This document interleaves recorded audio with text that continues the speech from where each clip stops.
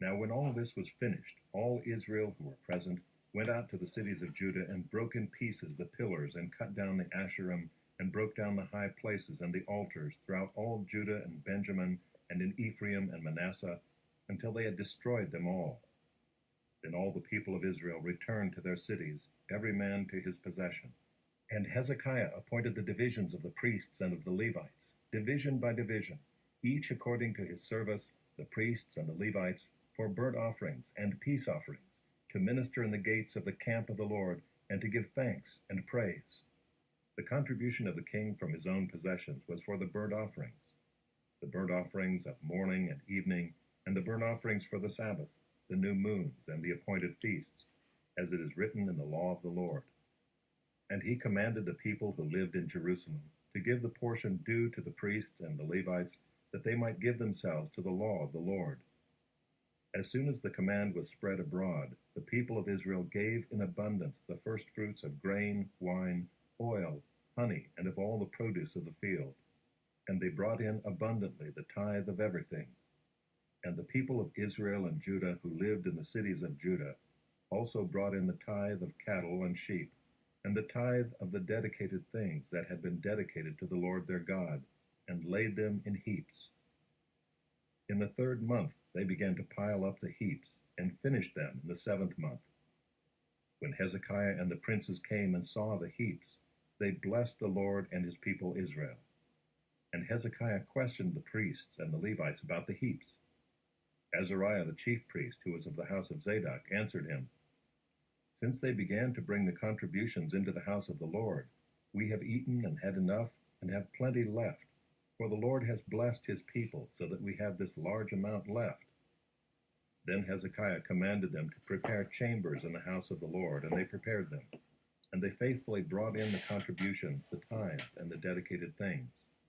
The chief officer in charge of them was Conaniah the Levite, with Shimei his brother as second, while Jehiel, Azaziah, Nahath, Asahel, Jeremoth, Jozabad, Eliel, Ismachiah, Mahath, and Benaiah were overseers assisting Conaniah and Shimei his brother, by the appointment of Hezekiah the king, and Azariah the chief officer of the house of God. And Kori the son of Imnah the Levite, keeper of the east gate, was over the freewill offerings to God, to apportion the contribution reserved for the Lord and the most holy offerings. Eden, Miniamin, Jeshua, Shemaiah, Amariah, and Shechaniah were faithfully assisting him in the cities of the priests, to distribute the portions to their brothers, old and young alike, by divisions, except those enrolled by genealogy, males from 3 years old and upward, all who entered the house of the Lord as the duty of each day required, for their service according to their offices by their divisions. The enrollment of the priests was according to their fathers' houses. That of the Levites from 20 years old and upward was according to their offices by their divisions. They were enrolled with all their little children, their wives, their sons, and their daughters, the whole assembly, for they were faithful in keeping themselves holy. And for the sons of Aaron, the priests, who were in the fields of common land belonging to their cities, there were men in the several cities who were designated by name to distribute portions to every male among the priests, and to every one among the Levites who was enrolled. Thus Hezekiah did throughout all Judah, and he did what was good and right and faithful before the Lord his God. And every work that he undertook in the service of the house of God, and in accordance with the law and the commandments, seeking his God, he did with all his heart, and prospered.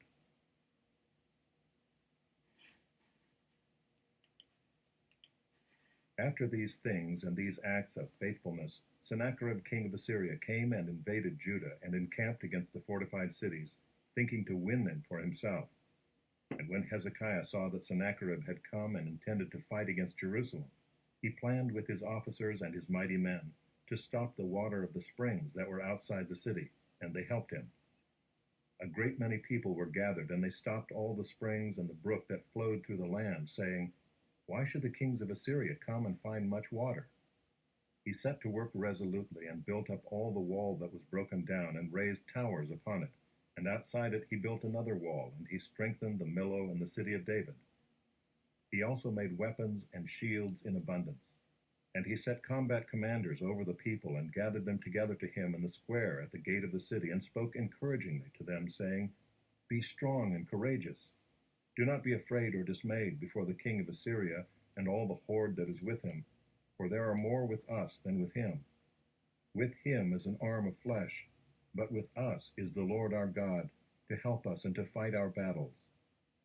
And the people took confidence from the words of Hezekiah king of Judah. After this, Sennacherib king of Assyria, who was besieging Lachish with all his forces, sent his servants to Jerusalem to Hezekiah king of Judah, and to all the people of Judah who were in Jerusalem, saying, Thus says Sennacherib king of Assyria, On what are you trusting that you endure the siege in Jerusalem? Is not Hezekiah misleading you, that he may give you over to die by famine and by thirst, when he tells you, The Lord our God will deliver us from the hand of the king of Assyria? Has not this same Hezekiah taken away his high places and his altars, and commanded Judah and Jerusalem, Before one altar you shall worship, and on it you shall burn your sacrifices? Do you not know what I and my fathers have done to all the peoples of other lands? Were the gods of the nations of those lands at all able to deliver their lands out of my hand? Who among all the gods of those nations that my fathers devoted to destruction was able to deliver his people from my hand, that your God should be able to deliver you from my hand? Now therefore do not let Hezekiah deceive you or mislead you in this fashion, and do not believe him, for no God of any nation or kingdom has been able to deliver his people from my hand, or from the hand of my fathers. How much less will your God deliver you out of my hand? And his servants said still more against the Lord God and against his servant Hezekiah. And he wrote letters to cast contempt on the Lord, the God of Israel, and to speak against him, saying, Like the gods of the nations of the lands who have not delivered their people from my hands, so the God of Hezekiah will not deliver his people from my hand. And they shouted it with a loud voice in the language of Judah to the people of Jerusalem who were on the wall, to frighten and terrify them, in order that they might take the city. And they spoke of the God of Jerusalem as they spoke of the gods of the peoples of the earth, which are the work of men's hands. Then Hezekiah the king and Isaiah the prophet, the son of Amoz, prayed because of this and cried to heaven. And the Lord sent an angel who cut off all the mighty warriors and commanders and officers in the camp of the king of Assyria. So he returned with shame of face to his own land. And when he came into the house of his God, some of his own sons struck him down there with the sword. So the Lord saved Hezekiah and the inhabitants of Jerusalem from the hand of Sennacherib king of Assyria, and from the hand of all his enemies, and he provided for them on every side. And many brought gifts to the Lord to Jerusalem, and precious things to Hezekiah king of Judah, so that he was exalted in the sight of all nations from that time onward. In those days Hezekiah became sick and was at the point of death, and he prayed to the Lord, and he answered him and gave him a sign. But Hezekiah did not make return according to the benefit done to him, for his heart was proud. Therefore wrath came upon him and Judah and Jerusalem. But Hezekiah humbled himself for the pride of his heart, both he and the inhabitants of Jerusalem, so that the wrath of the Lord did not come upon them in the days of Hezekiah. And Hezekiah had very great riches and honor, and he made for himself treasuries for silver, for gold, for precious stones, for spices, for shields, and for all kinds of costly vessels, storehouses also for the yield of grain, wine, and oil, and stalls for all kinds of cattle and sheepfolds. He likewise provided cities for himself, and flocks and herds in abundance, for God had given him very great possessions. This same Hezekiah closed the upper outlet of the waters of Gihon, and directed them down to the west side of the city of David. And Hezekiah prospered in all his works. And so in the matter of the envoys of the princes of Babylon, who had been sent to him to inquire about the sign that had been done in the land, God left him to himself, in order to test him and to know all that was in his heart. Now the rest of the acts of Hezekiah and his good deeds, behold, they are written in the vision of Isaiah the prophet, the son of Amoz, in the book of the kings of Judah and Israel. And Hezekiah slept with his fathers, and they buried him in the upper part of the tombs of the sons of David. And all Judah and the inhabitants of Jerusalem did him honor at his death. And Manasseh his son reigned in his place.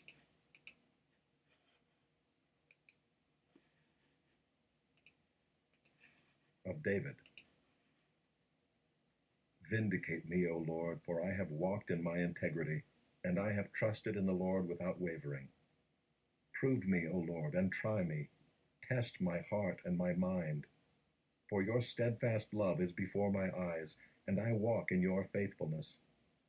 I do not sit with men of falsehood, nor do I consort with hypocrites. I hate the assembly of evildoers, and I will not sit with the wicked. I wash my hands in innocence and go around your altar, O Lord, proclaiming thanksgiving aloud and telling all your wondrous deeds. O Lord, I love the habitation of your house and the place where your glory dwells.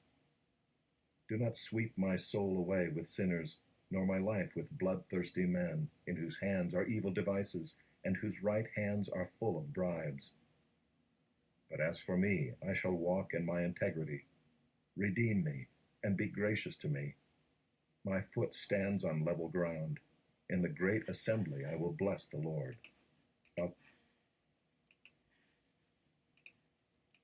They came to the other side of the sea, to the country of the Gerasenes. And when Jesus had stepped out of the boat, immediately there met him out of the tombs a man with an unclean spirit. He lived among the tombs, and no one could bind him any more, not even with a chain, for he had often been bound with shackles and chains, but he wrenched the chains apart, and he broke the shackles in pieces. No one had the strength to subdue him. Night and day among the tombs and on the mountains, he was always crying out and cutting himself with stones. And when he saw Jesus from afar, he ran and fell down before him. And crying out with a loud voice, he said, What have you to do with me, Jesus, Son of the Most High God? I adjure you by God, do not torment me. For he was saying to him, Come out of the man, you unclean spirit. And Jesus asked him, What is your name? He replied, My name is Legion, for we are many. And he begged him earnestly not to send them out of the country. Now a great herd of pigs was feeding there on the hillside, and they begged him, saying, Send us to the pigs, let us enter them.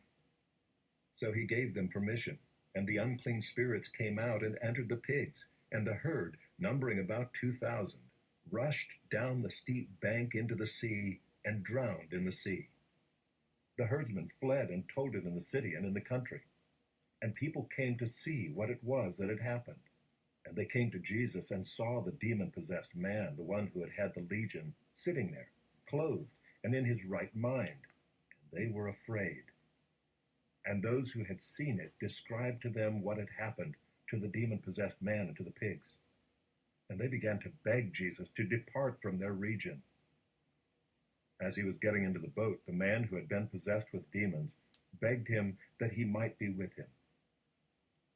And he did not permit him, but said to him, Go home to your friends and tell them how much the Lord has done for you, and how he has had mercy on you.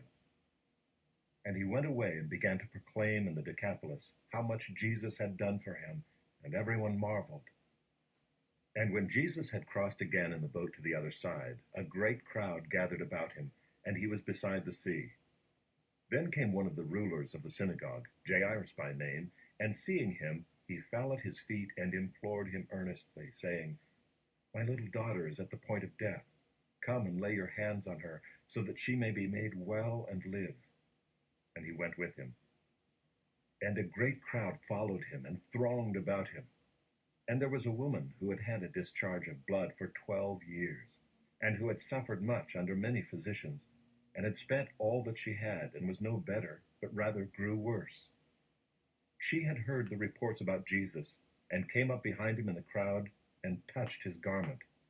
For she said, If I touch even his garments, I will be made well. And immediately the flow of blood dried up, and she felt in her body that she was healed of her disease. And Jesus, perceiving in himself that power had gone out from him, immediately turned about in the crowd and said, Who touched my garments? And his disciples said to him, You see the crowd pressing around you, and yet you say, Who touched me? And he looked around to see who had done it. But the woman, knowing what had happened to her, came in fear and trembling, and fell down before him, and told him the whole truth. And he said to her, Daughter, your faith has made you well. Go in peace, and be healed of your disease." While he was still speaking, there came from the ruler's house some who said, "Your daughter is dead. Why trouble the teacher any further?"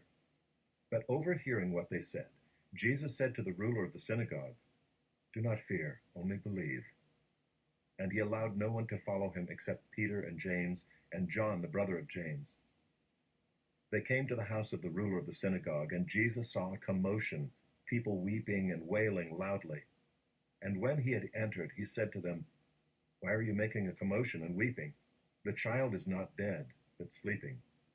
And they laughed at him. But he put them all outside and took the child's father and mother and those who were with him and went in where the child was. Taking her by the hand, he said to her, "Talitha cumi," which means, "Little girl, I say to you, arise." And immediately the girl got up and began walking, for she was 12 years of age, and they were immediately overcome with amazement. And he strictly charged them that no one should know this, and told them to give her something to eat. He went away